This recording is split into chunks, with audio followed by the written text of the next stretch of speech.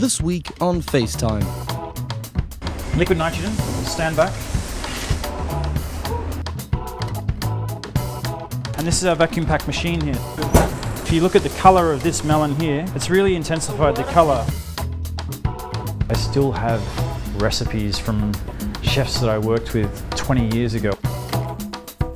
I took the idea of cocktails and I introduced it to our breakfast buffet. And when we were designing this high tea, I wanted to incorporate some element of fashion. I'm a firm believer that you can learn from anyone.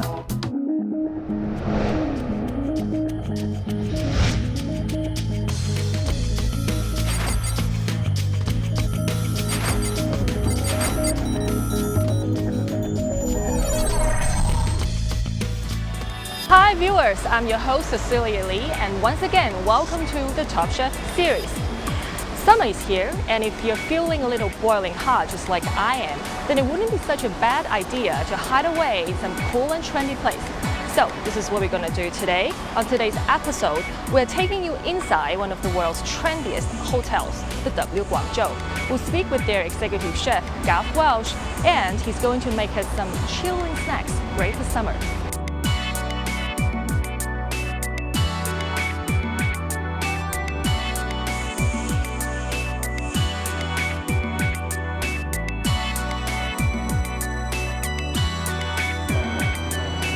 Hi, how are you? Welcome to W Guangzhou. Thank you so much. Thanks for having me. Originally from Australia, Garth Welsh, winner of the 2012 Time Out Kuala Lumpur's Outstanding Chef of the Year, has worked in many different places around the world. He spent part of his career working in Malaysia, where he also fell in love and formed a family. Now, Director of Cuisine in W Guangzhou, Garth oversees 8 kitchens and 3 restaurants, leading a team of talented young chefs. To kick off the show, Garth chooses to make a Chinese dish of bang bang chicken that's great for a light lunch. First, take out the pre-cooked chicken. Chicken has been cooking for maybe 10-15 minutes, just very gently. So it should be cooked nicely through now. And now we're just going to bang it. So you can see it just breaks it up a little bit. Yeah, so it falls apart. And now we just shred it up. So that's made it very easy to shred. The chicken is ready. Now we move on to dressing. For this, we start with the sesame paste, good Chinese sesame paste. In other countries where I've made this dish, we use tahini, the Middle Eastern sesame paste, but it doesn't... Is there much difference in the flavor? The flavor of the Chinese sesame paste is stronger, so you tend to use less. So with Middle Eastern tahini, I tend to use a bit more of the sesame paste. The dish is known for its robust taste with thanks to the wide range of flavored dressings. Soy sauce. The sugar I will add a little less, so I'll add a dessert spoon worth. Okay. Sesame oil. Even more sesame now. Ooh, sesame seeds. Sesame seeds. Honey. So I'll add a tablespoon of honey. This is chili oil, which we made in the kitchen here. Again, a tablespoon. The Sichuan pepper. So this has been toasted and finely ground. And last but definitely not least is the Chinese black vinegar. Yeah.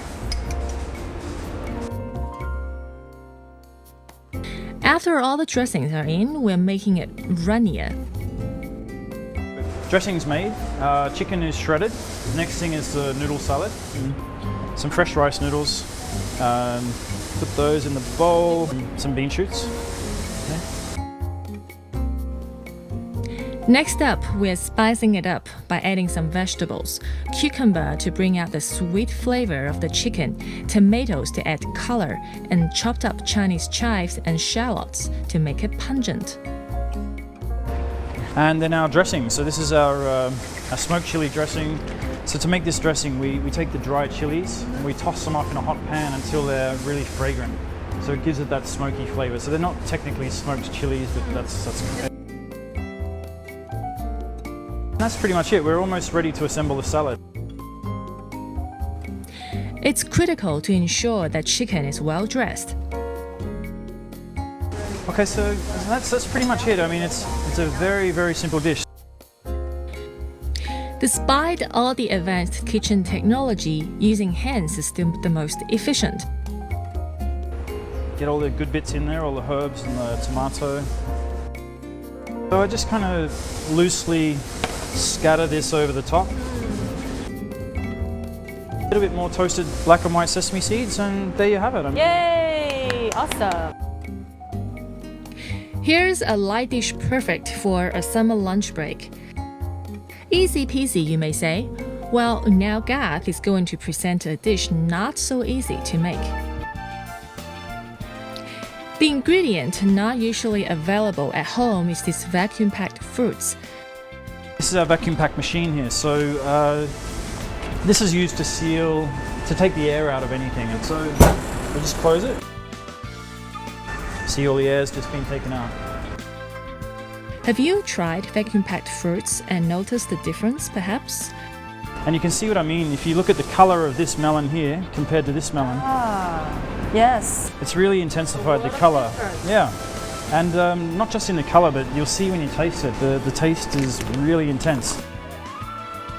We are cutting up some different shapes of fruits to use as garnish. And next, the most interesting part, churning coconut sorbet into ice cream instantly with the help of liquid nitrogen. Liquid nitrogen, stand back. What he's pouring is minus 200 degrees Celsius. Okay, so I've got my jug of liquid nitrogen boiling away, and my coconut sorbet base. So I just add the base in, turn the mixer on, and add the liquid nitrogen.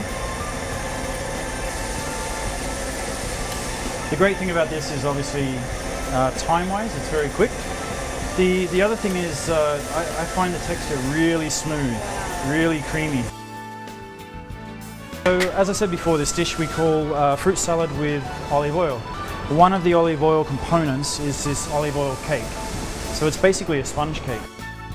Cutting up a few small pieces of the sponge cake, we are almost ready for presentation. Make it look colorful and interesting. Adding drops of yogurt, drizzles of balsamic vinegar reduction, and edible baby flowers and herbs.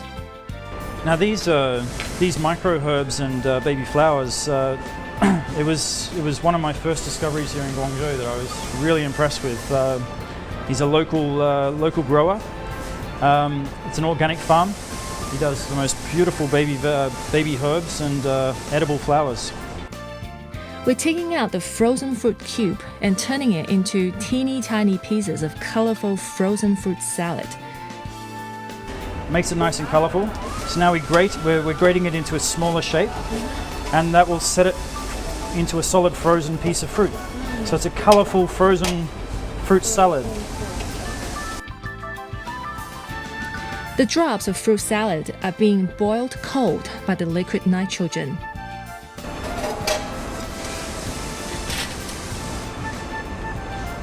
We'll spoon a little bit of that onto the plate. So we have our compressed melon, then we have our frozen fruit salad scattered around as well.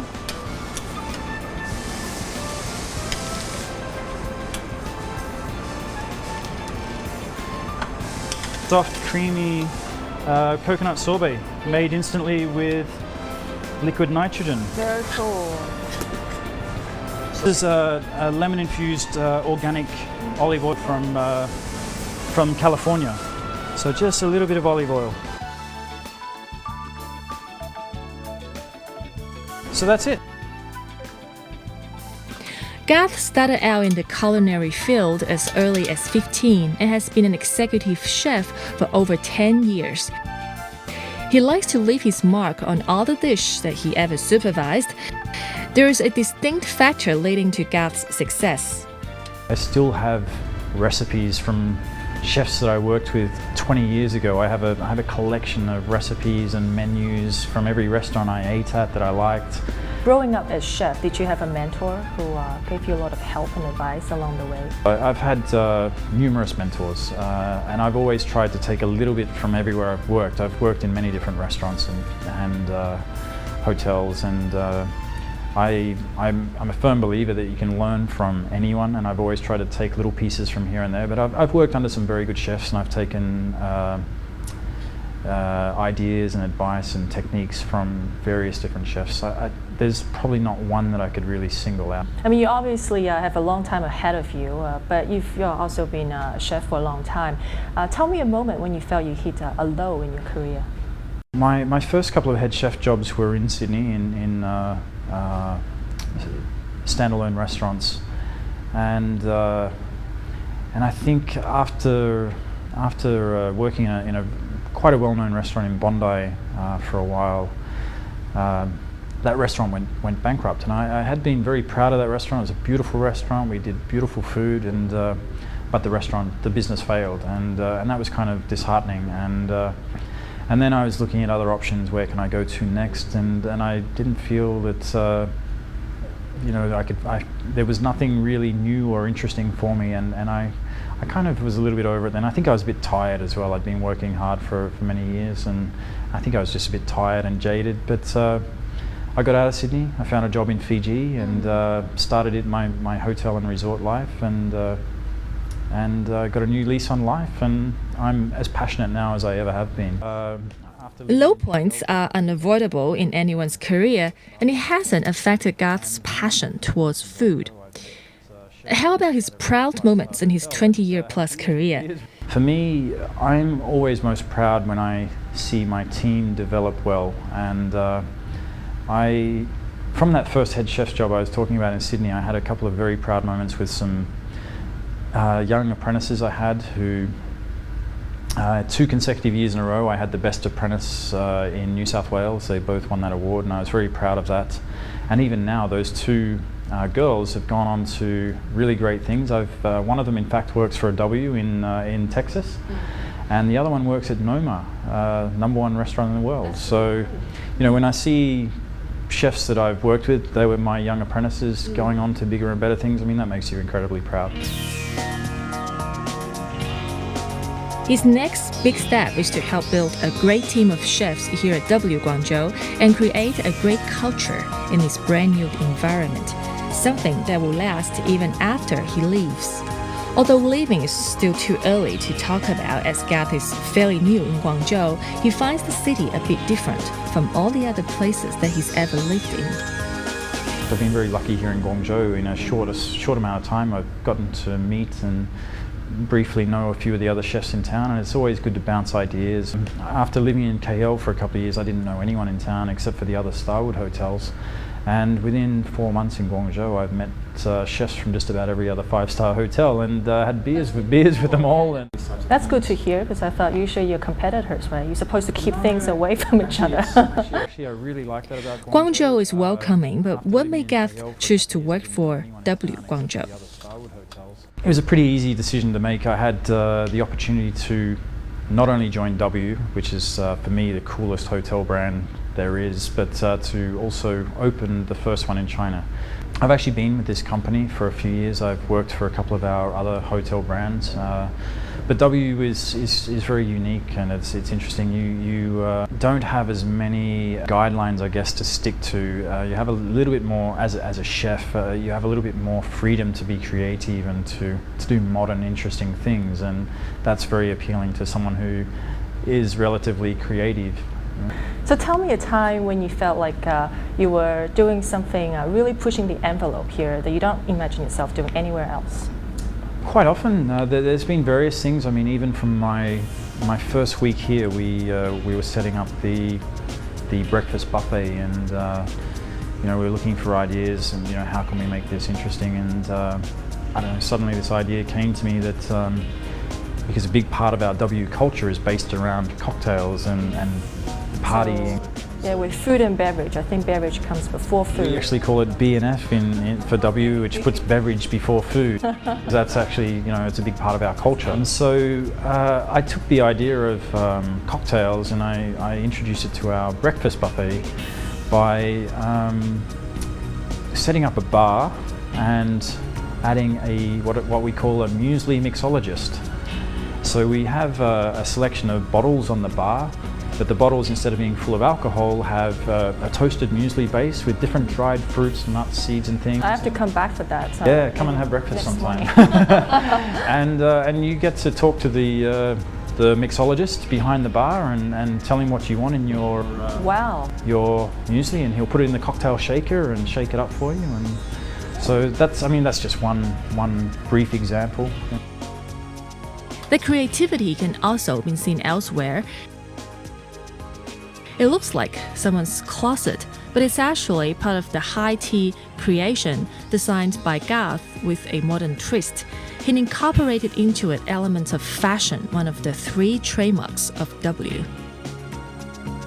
And when we were designing this high tea, I wanted to incorporate some element of fashion, so we came up with the out of the closet theme, where we're hanging our macaroons. We've got about 5 different flavors of macaroons hanging from the coat hangers down to our chocolate high heels. So that's our classic closet.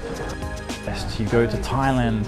An amazing thing with food, because you can talk to almost anybody.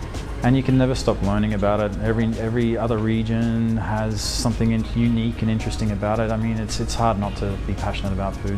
And there's other ways for a chef as well. There's so many cooking shows now, and as much as they're ridiculed, there are some good chefs on TV. There's magazines, there's books, there's on the internet, of course, you can find anything. So it's very easy to stay passionate about food.